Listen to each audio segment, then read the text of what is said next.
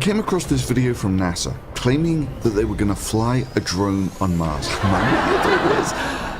No, because Mars has about 1/100th the atmosphere of Earth. So how are they going to fly in an atmosphere that thin?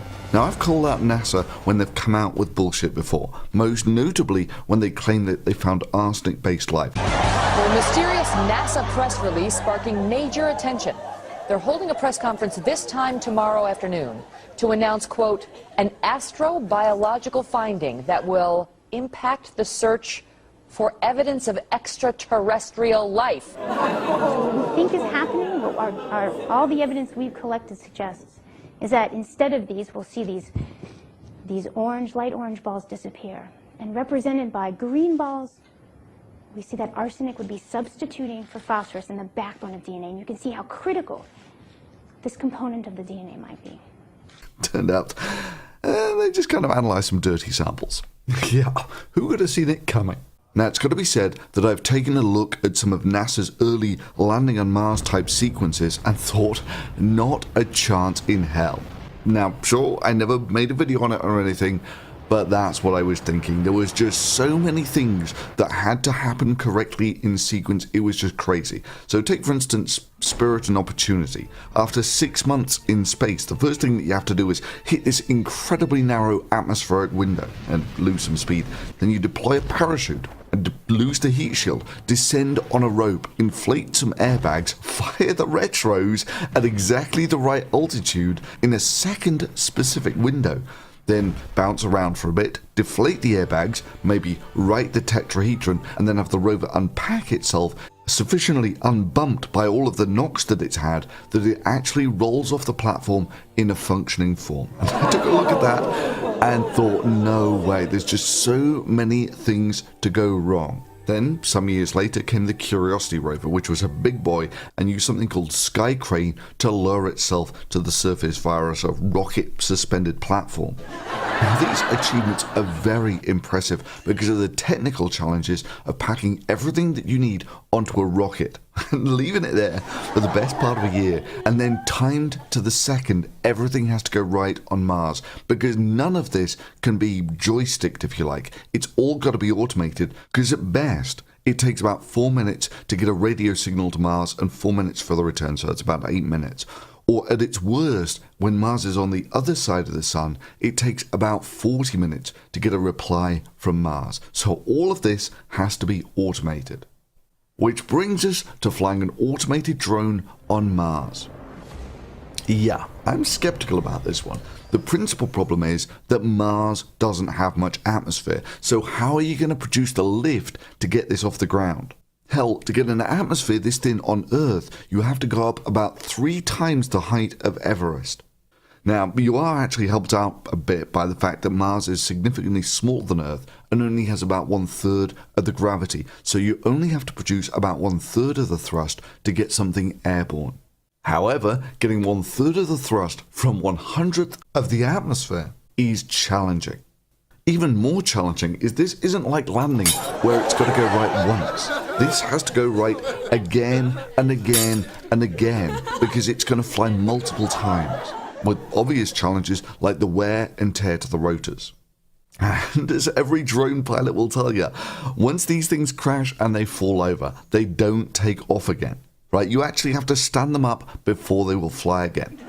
That's easy enough to do when you're on Earth, but it must got to be one of the most infuriating things ever to have a drone fall over on Mars, because it's going to be an awful long time before anyone can stand it up to fly again. Right, so to get the thrust, helicopters typically angle their blades, and then they swing them through the air, batting the air molecules downwards, and this produces thrust upwards. And of course, it sort of slows the air down by some of the friction with the air there.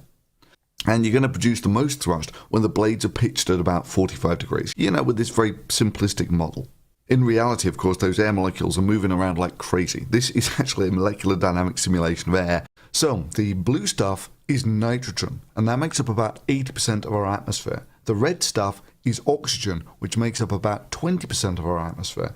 That's the stuff that you really need to breathe to keep alive. And yeah, it's only 1/5 of our atmosphere. And then there's about 1% of argon. They're the pink balls. And also there's a small amount of water in there from the humidity in the air. But for this example, I'm just going to have the air molecules as sitting there in a static fashion, so it's clearer how these things typically produce thrust. The faster you spin the blades, the more lift you generate, and the lower the air pressure, the less air molecules the blade hits and the less lift it creates. Now, many of you will know that helicopters can't fly very high, but this is a combination of two factors. First of all, the rotors simply can't spin fast enough. And more importantly, there isn't enough air to run the engines. Just like people need that oxygen to burn fuel and create energy, engines need oxygen to burn fuel and create thrust. So as you go up and the atmosphere becomes thinner, the oxygen content of the air becomes less. And eventually it gets so dilute you just can't run an internal combustion engine on it. Thankfully, this isn't a problem with small electric craft. Electric engines don't need that oxygen to burn fuel to create thrust because they've got all the energy they need in the batteries. In principle, the only thing that limits how high an electric helicopter can fly is if it can mechanically spin the blades fast enough in the thinning air. Yes, unless of course you actually need the air for cooling. But that's a different story. Now at this point you might be saying, hey, if this is all true, why don't we have electric helicopters or electric planes? The simple answer is batteries suck as a way of storing energy, with something like 40 times less energy density than gasoline. You know, and your typical airliner is 30% by mass gasoline. There is simply no way you could pack that much energy into batteries, and even if you could, they would be so insanely dangerous that you would never put them on an aircraft. So let's just say, for an example, that the revolutions per second you need to produce thrust to fly on Earth with this drone is 1 at 1 atmosphere. If you go up to where there's half of the atmosphere, the blades need to spin twice as fast to produce the same lift. And if you go up to where there's 1/100th of the atmosphere, you need to spin the blades about 100 times as fast. Now that's most notably a problem in the forces that it's going to put on the bearings and the blades. So on Mars we're helped out a bit by the fact that there's only 1/3 of the gravity on Mars that there is on Earth, so we only need to maybe spin the blades 30 times faster.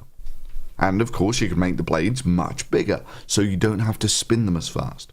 So how fast do the blades have to spin to produce lift? They have to spin at about 2400 RPM to provide lift. So how would 2400 RPM, say, compare to a regular RC helicopter with about the same blade length?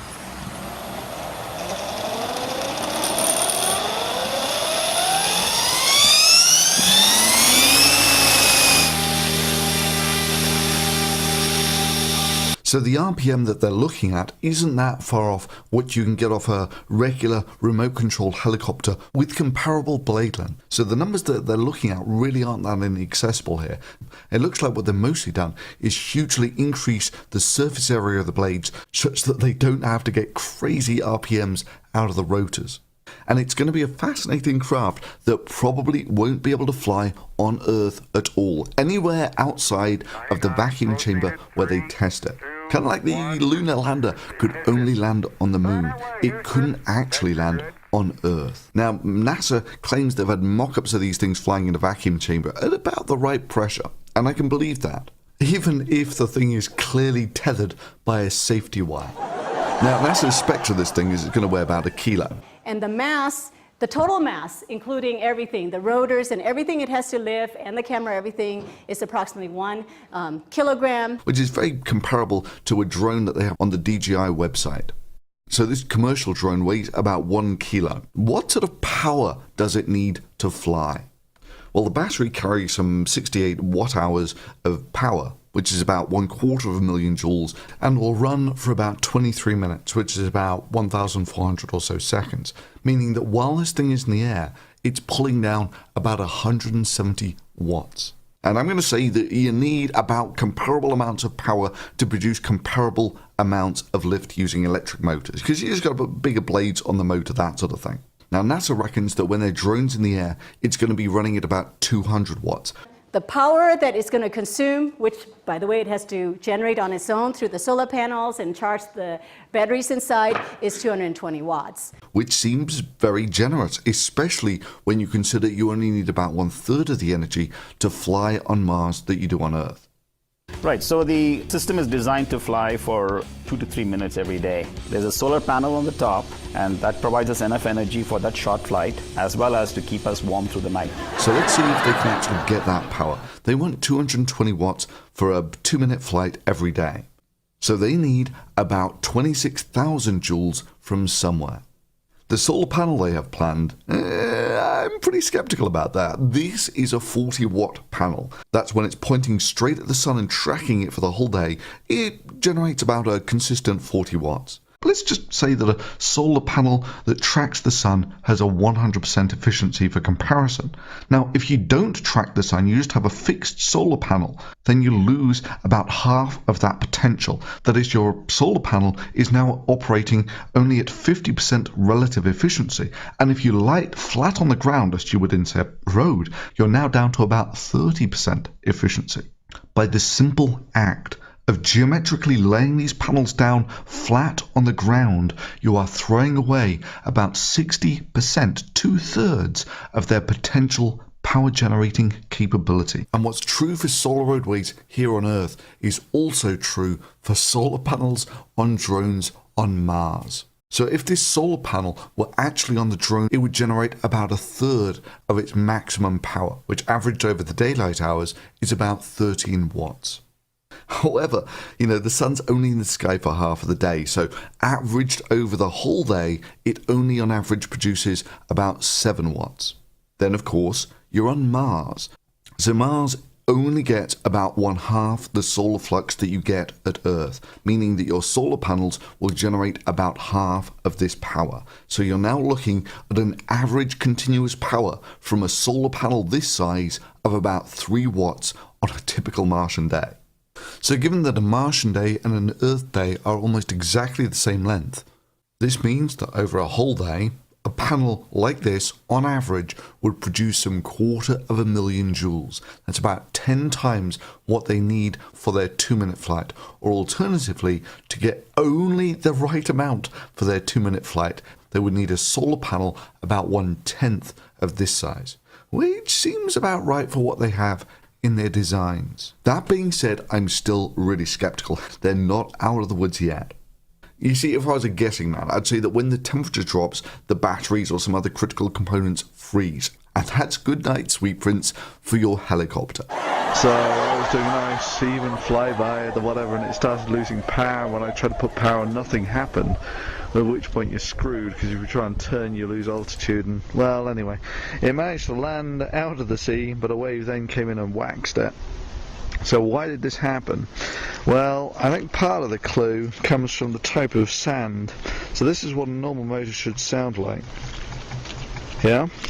And this is what the motor sounds like on the one that crashed.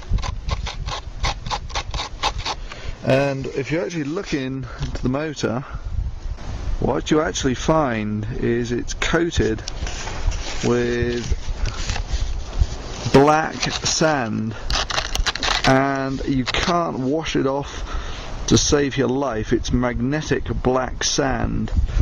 And when they pick up enough of it, the motor fails and your craft crashes. And if you're in a kind of dusty environment, it's maybe something you should think about.